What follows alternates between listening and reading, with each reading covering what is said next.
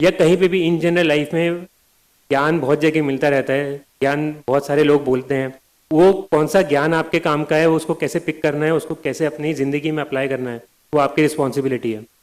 तो इसलिए आराम से सुनिए जो भी मैं बोल रहा हूँ, कोशिश करिए क्या आप पे अप्लाई होती है, क्या आप पे रिलेवेंट है। मैं ये नहीं बोलूँगा कि मैंने जो भी बात बोली सब सत्य है। मेरा एग्ज़ाम एक बार में क्लियर हो गया तो मैंने जितनी गलतियाँ करी होंगी वो हाइड हो चुकी हैं, किसी को पता नहीं चला मैंने क्या गलतियाँ करी हैं। 4 अप्रैल तक मैं जो भी करता था, जो भी सोचता था, वो मेरी खुद की थिंकिंग थी, वो मेरा खुद का पढ़ने का तरीका था। फिर वो रिजल्ट आया तो अब सब कोई उसको जानने लगा, सब उसको सही मानने लगा कि यही सही तरीका है। सही तरीका कुछ नहीं होता है, सही तरीका आपका जो तरीका है जिससे आपको समझ में आता है वो सही तरीका है। इसलिए जो भी, ना केवल मैं, आप कहीं से भी, इवन कोई टीचर भी या कोई भी फीडबैक आपको मिल रहा है तो आपको एक बार समझना है कि वो आप पे कितना लागू होता है। उसके बाद में ही आपको उसे अपने स्ट्रैटेजी के अंदर डाल के आगे बढ़ना है। कोई आपको यहाँ पे कोई जड़ी बूटी नहीं देगा कि यार ये चीज़ कर लो तुम एग्जाम क्लियर कर लोगे। जितेंद्र सर ने कल बात बोली थी, इलाहाबाद में फेमस है, बाबा बनाते हैं। वो सब लोग फालतू की बोल के चले जाते हैं, बोलते कि ये कर लो वो कर लो, वो कुछ नहीं होता है। करना सब आपको है, ये एग्ज़ाम पूरा आपका है। मैंने भी कोचिंग करी थी, उसके बारे में थोड़ा बताऊंगा, बट उसका भी एक लिमिटेड रोल था। उसके ऊपर मुझे भी साल भर बहुत मेहनत करनी पड़ी। क्या है ये परफॉर्मेंस प्रेशर है, जब उनको पता है कि जब परफॉर्म करना है वो प्रेशर आ रहा है। कई लोग उस चक्कर में फंस जाते हैं। इसलिए इस एग्जाम में आपको क्लियर माइंड सेट रखना है कि आप एग्जाम क्यों देने वाले हैं। ये एग्जाम सब कुछ नहीं है, नहीं हुआ तो एक बार फिर से कोशिश करता हूँ, 2 बार करता हूँ, नहीं हुआ तो ठीक है कुछ और करूंगा। जब आपने इस एग्जाम को जिंदगी मान लिया उस वक्त ही आप काफी पीछे हो चुके हैं, आपको एक्स्ट्रा मेहनत करनी पड़ेगी। और थोड़ा मैं बहुत ही जो क्लीशेड जो चीज़ें होती है जो सब कोई बोलता है वो मैं फिर से बोलता हूँ, इसको मैं स्पोर्ट्स से लिंक करना चाहूँगा। मैं ऑब्जर्व जनरली करता रहता हूँ, तो सब बोलते हैं प्रैक्टिस करनी ज़रूरी है, प्रैक्टिस करिए, रिवाइज करिए, बहुत ज़रूरी है। अब क्यों बोलते हैं, अब मैं आपको एग्जांपल लेता हूँ। नडाल मेरा फेवरेट टेनिस प्लेयर है, उसके लिए सब बोलते हैं कि उसका कभी भी जाके आप प्रैक्टिस सेशन जाके देख कर आइए। वो प्रैक्टिस ऐसे करता है 1.5 घंटे की कि वो रियल मैच खेल रहा है। कोई और टेनिस प्लेयर उस इंटेंसिटी से जाके प्रैक्टिस नहीं करता है। भाई उसके पास 18 ग्रैंड स्लैम है, वो one of the best players of all time है टेनिस का। वो 15 साल से खेलता हुआ आ रहा है, पर अभी भी जाके वो 1-1.5 घंटे इस इंटेंसिटी से प्रैक्टिस कर रहा है कि उसको कुछ नहीं आता है। जब इतने बड़े आदमी को पता है उसकी कमियां, उसको प्रैक्टिस करनी पड़ती है, तो अपन तो किस खेत की मूली है, अपने को भी करनी पड़ेगी। ये मत सोचिए कि अपन ने एक बार पढ़ लिया तो मुझे सब कुछ आ गया। इसलिए रिवीजन करना जरूरी होता है। मुझे जैसे रोनाल्डो, नडाल और कोहली तीनों प्लेयर्स बहुत पसंद है। अभी तीनों हैं अलग अलग डोमेन्स में, एक क्रिकेट खेलता है, एक फुटबॉल खेलता है, एक टेनिस खेलता है। बट आप तीनों को देखेंगे तो तीनों में मैंने एक चीज़ बहुत कॉमन पाई है कि तीनों बहुत ज़्यादा हार्ड वर्किंग है। तीनों ने ट्रेनिंग को इतना ज़्यादा वो कर दिया है कि मैं ट्रेन करूंगा, मैं एक प्रोसेस फॉलो करूंगा, उसके बाद में मैं अपने फील्ड में बेस्ट होकर दिखाऊंगा।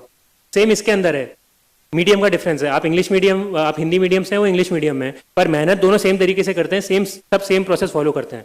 अगर आप करते जाएंगे, थोड़ा एक्स्ट्रा मेहनत करेंगे तो आप भी क्लियर कर सकते हैं।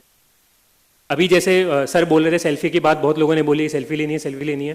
तो ये मुझे, मैं मेरा स्वार्थ बताऊंगा या मैं थोड़ा ईगो बताऊंगा। आई थिंक ईगो होना लोगों में थोड़ा इंपॉर्टेंट होता है अगर आपको कुछ भी लाइफ में अचीव करना है। अगर आप खुद को लेकर स्वार्थी नहीं है, अगर आपको खुद पे थोड़ा भी कॉन्फिडेंस नहीं है, घमंड नहीं है। ईगो और सेल्फ कॉन्फिडेंस या एरोगेंस में बहुत बहुत कम डिफरेंस होता है। जो सेल्फ कॉन्फिडेंट है वो कभी भी घमंडी भी बन सकता है। बट अगर आप सेल्फ कॉन्फिडेंस में हैं तो वो आपको हमेशा पॉजिटिवली लेके जाएगी। अगर आप घमंड की तरफ जा रहे हैं तो नेगेटिवली लेके जाएगी। तो मेरे अंदर वो आत्मविश्वास था कि मैं अगर कभी भी किसी टॉपर को देखता था तो मेरा ये नहीं था कि मैं उसको देखने जाऊं या मैं उसके साथ सेल्फी खिंचाऊं। मेरा वो था कि मैं आगे जाके खुद ऐसा बनूं कि मेरे को ऐसा मौका मिले। या जैसे अब बहुत कॉमन सी चीजें सब लोग करते हैं कि जिस दिन इंटरव्यू होता है उस दिन सब लोग यूपीएससी में जाते हैं, सब लोग वो सूट के अंदर टाई वाई में अपनी फोटो खिंचा के इंटरव्यू के नेक्स्ट डे डीपी जरूर लगाते हैं। व्हाट्सएप पे लगाएंगे, फेसबुक पे लगाएंगे, इंस्टाग्राम पे डालेंगे, बट डालेंगे जरूर कि मैं इंटरव्यू देकर आया था।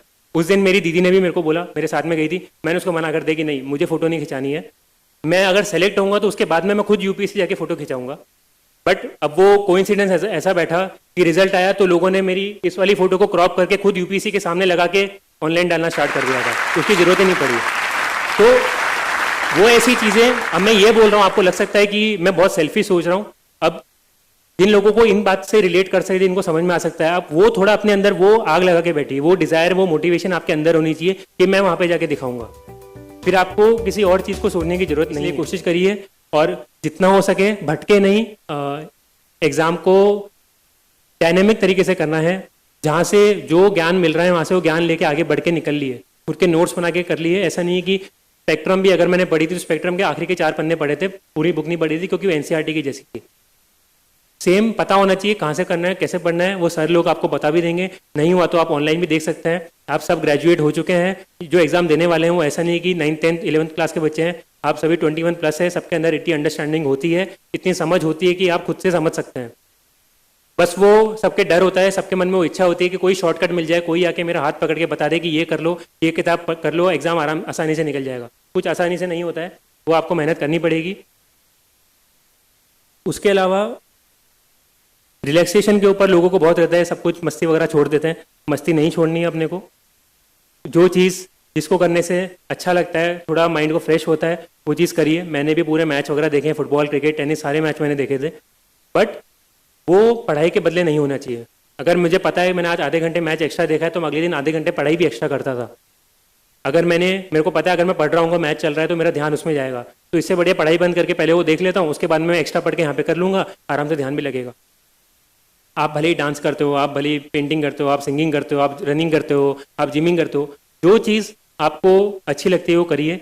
जब टाइम आता है अपने आप वो चीज़ कम भी हो जाती है।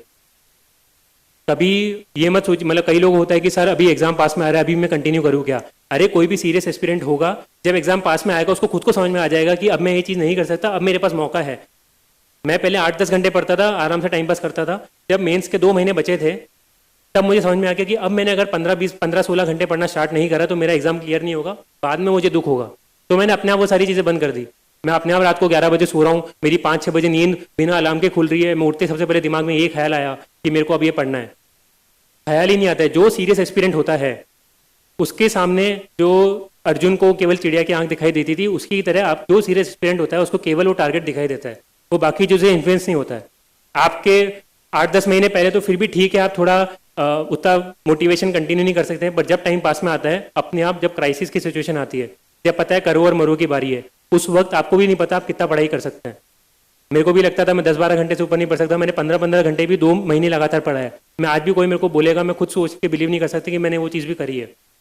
बट जब जरूरत पड़ी, जब मौका आया, जब पता था कि अब अगर नहीं करूंगा तो कभी मौका क्या पता मिले ना मिले, उस वक्त मैंने वो चीज़ करी। मोरलेस आई थिंक मैंने बहुत सारे पॉइंट्स कवर कर दिए हैं। बहुत सारे लोगों को बहुत सारे डाउट्स होंगे, बहुत सारे टिप्स भी शेयर कर दिए हैं। हो सके तो प्लीज़, सारे नहीं तो उनको कुछ पॉइंट्स जो आपको इंपॉर्टेंट लगे याद रखिए, बारे बार उनको देखते रहिए, भूलिए मत। कहीं भी कोई भी टिप, मेरे को भी काफ़ी लोगों ने चीज़ें बताई थी, वो आज मेरे को पता चलती है कि उन्होंने जो बोली थी वो मेरे लिए कितनी इंपॉर्टेंट थी। सेम अगर मेरा देखना है, आप यूट्यूब पे कोई और वीडियो देख रहे हैं, कोई और ब्लॉग पढ़ रहे हैं, प्लीज़ उसका अपने अंडरस्टैंडिंग के हिसाब से इंटरप्रिटेशन लीजिए। जो आपको लग रहा है सही है उसको अपनी प्रिपरेशन के अंदर इंक्लूड करिए और मेहनत करिए। रिजल्ट के बारे में मत सोचिए। I think it should be enough. काफ़ी सब मैंने कवर कर दिया है, काफ़ी टाइम हो गया है। एंड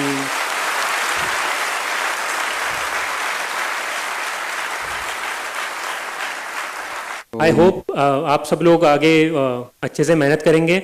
और जो हिंदी, मैं खुद भी चाहूँगा कि अगर मेरा ये स्पीच सुन के या इससे कुछ भी इंस्पिरेशन लेके अगर 1-2-5 बच्चे भी सेलेक्ट हो जाएंगे तो मुझे बहुत खुशी होगी कि इलाहाबाद से या फिर हिंदी मीडियम के कुछ बच्चों का मैं सेलेक्ट करा पाया।